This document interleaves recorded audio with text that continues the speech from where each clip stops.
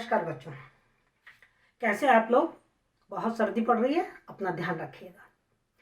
बच्चों, कल तक हमने एक एकांकी काल पुरुष और अजंता की नर्तकी, इस एकांकी के विभिन्न अंगों पर बड़ा गहराई से अध्ययन किया था। हम इसके बारे में पढ़ चुके थे कि इस एकांकी के तत्वों के आधार पर हम समीक्षा कर चुके थे, कथानक की विशेषताएं हम बता चुके थे, मुख्य पात्रों की चारित्रिक विशेषताओं पर हमने प्रकाश डाला था, एकांकी का उद्देश्य एवं क्या संदेश है ये हमने देखा था, और एकांकी का कथासार देखा था। कुछ जो प्रमुख पंक्तियां थी उनकी व्याख्या भी हमने देखी थी। मैं आपको एक बात बता दूं बेटा कि आपके प्रश्न पत्र में एकांकी से संबंधित जो प्रश्न आएंगे वो इनसे अलावा कोई प्रश्न नहीं होगा।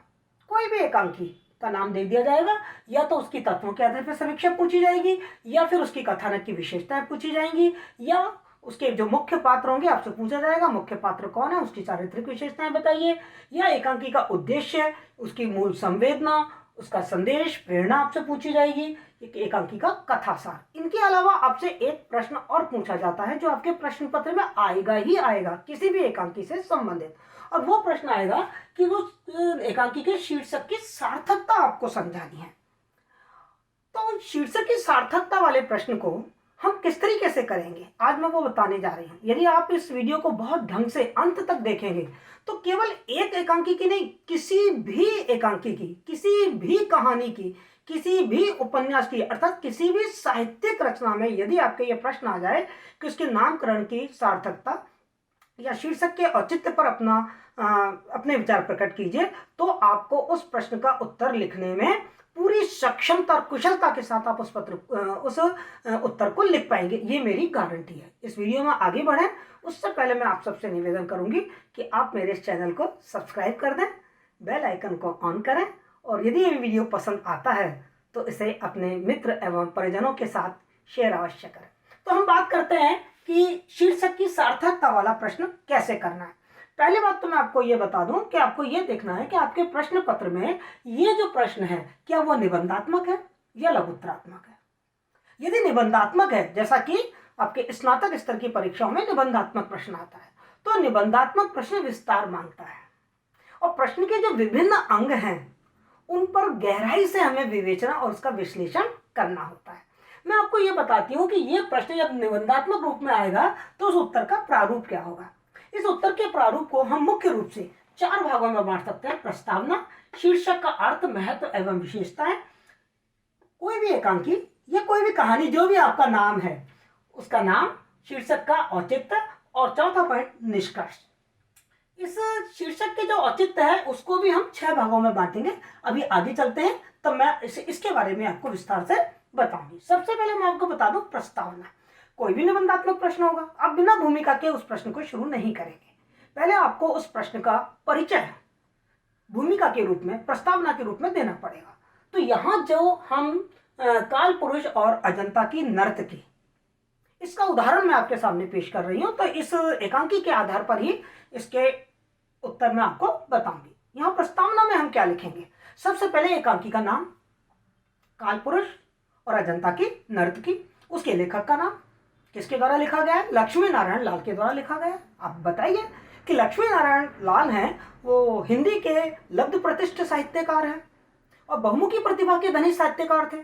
समीक्षक भी थे, निबंधकार भी थे, उपन्यासकार भी थे, कहानीकार भी थे, लेकिन हिंदी साहित्य में शिखर तक उनको पहुंचाया उनके एकांकी और उनके नाटकों ने। उनके द्वारा रचित अजंता की नर्तकी और काल पुरुष जो एकांकी है वो चरित्र प्रधान एकांकी है, और इस एकांकी में दाम्पत्य जीवन में आपसी विश्वास और भरोसे का महत्व बताया गया है।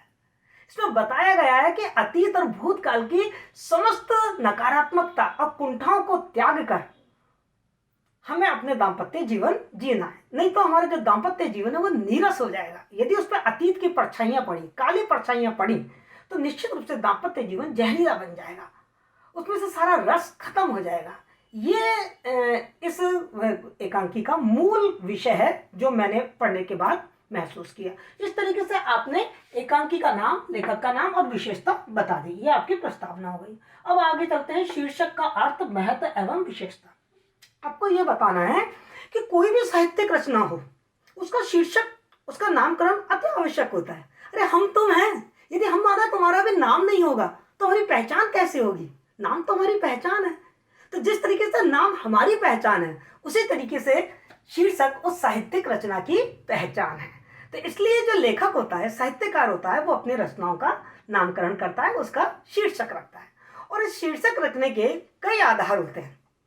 या तो उस जो एकांकी है उसका कोई मुख्य पात्र है, उसके नाम के आधार पर रख दिया जाएगा, या कोई प्रमुख घटना है उसके आधार पर उसका शीर्षक रख दिया जाएगा, या फिर उस एकांकी का मुख्य जो कोई उद्देश्य है उस उद्देश्य को ध्वनित करता हुआ कोई शीर्षक रख दिया जाएगा, या फिर कोई प्रतीकात्मक शीर्षक रख दिया जाएगा। तो इस तरीके से जो लेखक होता है वो अपने एकांकी के शीर्षक विभिन्न आधारों पर चुनने के लिए स्वतंत्र होता है। पर ध्यान उसे ये रखना होता है कि उसका जो शीर्षक है वो उसके जो कथानक है, जो मूल भाव है, जो उसका उद्देश्य है, उससे समन्वित होना चाहिए, संक्षिप्त होना चाहिए, मौलिक होना चाहिए, नवीनता होनी चाहिए, उसमें जिज्ञासा और उत्सुकता पैदा करने की क्षमता होनी चाहिए, और वो रोचक और आकर्षक हो। ये कुछ शीर्षक के महत्व विशेषताएं आप इस वाले पॉइंट में बता देंगे। फिर आप हेडिंग डालेंगे एकांकी, जिस एकांकी की आप शीर्षक की सार्थकता बता रहे हैं। एकांकी तो एकांकी, कहानी है तो कहानी, जो भी आपकी रचना है वो यहाँ लिखकर और शीर्षक का औचित्य इस तरीके से आप हेडिंग डाल देंगे। और उसमें ये समझाएंगे कि जैसे मान लो उदाहरण हम तो यहाँ ये ले रहे हैं, काल पुरुष और अजंता की नर्तकी एकांकी का शीर्षक पूरी तरीके से औचित्यपूर्ण है और अपने नामकरण की सार्थकता प्रस्तुत करता है, क्योंकि यह एकांकी, पहला पॉइंट डाला, उद्देश्य पूर्ति करता है। पहला पॉइंट बना लिया आपने, उद्देश्य पूर्ति। और आप बताइए कि इस एकांकी का उद्देश्य क्या है? इस एकांकी का जैसा उद्देश्य हम देख रहे हैं कि लेखक ये कह रहा है कि शक प्रेम का सबसे बड़ा शत्रु है। आप देख रहे हैं कि जो अनूप है वो अपनी पत्नी से बहुत प्रेम करता है, प्रभा से बहुत प्रेम करता है, और इतना प्रेम करता है कि उसे अजंता की नर्तकी कहकर पुकारता है। हर समय वो उसके प्रेम में डूबा रहता है, लेकिन जैसे ही शक उन दोनों के बीच में आता है उसका प्रेम एकदम सूख जाता है, प्रेम बिल्कुल खत्म हो जाता है। कहना रहीमन धागा प्रेम का मत तोड़ो, छिटकाए टूटे से फिर ना जुड़े, जुड़े गांठ पड़ जाए। जरा सा भी कोई शक यदि बीच में आ जाता है, कोई गांठ बीच में आ जाती है,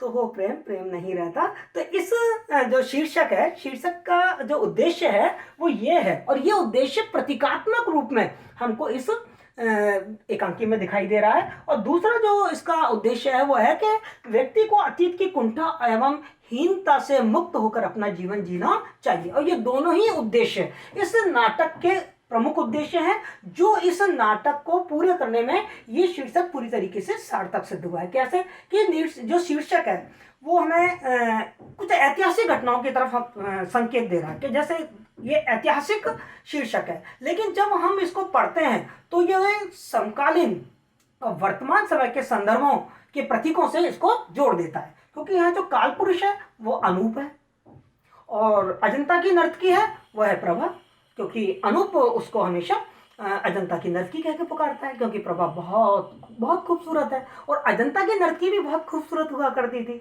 अजंता की नर्तकी का भी राजा के दरबार में बहुत मान सम्मान था, राजा उन्हें बहुत प्रेम करते थे। लेकिन अजंता की नर्तकी से यदि नृत्य करते समय जरा से भी कोई चूक हो जाती थी तो राजा उसको कठोर दंड देता था।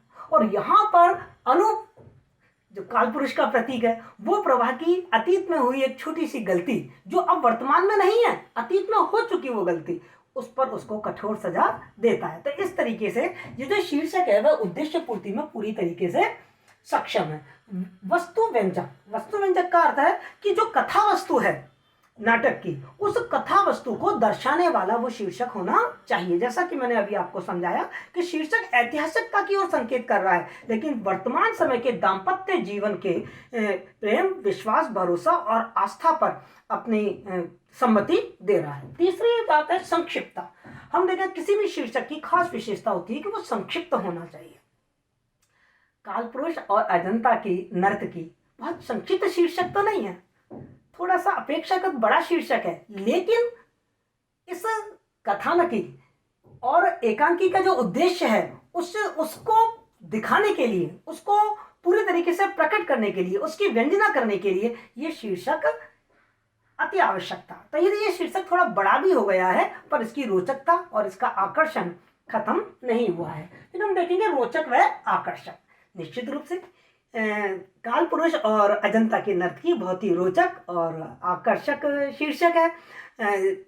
ऐतिहासिक नाम है, लोकप्रिय नाम है, लोग जानते हैं काल पुरुष, लोग जानते हैं अजंता कि मतलब पर्यटन की दृष्टि से भी लोग जानते हैं कि अजंता की गुफाएं हैं और वहाँ पर सुंदर चित्र बने हुए हैं, मूर्तियाँ हैं, नर्तकियों की मूर्तियाँ हैं और वो बहुत खूबसूरत मूर्तियाँ हैं। तो लोगों के मतलब लोगों की स्मृति में ये नाम है, तो ये काफ़ी रोचक और आकर्षक नाम है। इसको देखते ही इंसान की इच्छा करेगी कि इसको पढ़ें, उसके अंदर जिज्ञासा और उत्सुकता आएगी। काल पुरुष कौन है, क्या किया, उसको काल पुरुष क्यों कहा जा रहा है, अजंता की नर्तकी कौन है, क्या कर रही है वो, क्या संबंध है इन काल पुरुष और अजंता की नर्तकी का। इस तरीके से हमारे मन में जिज्ञासा और उत्सुकता पैदा होती है। तो ये जो एकांकी है उसमें, उसके शीर्षक में ये वाला गुण भी हमें पाया जाता है, मौलिकता एवं नवीनता।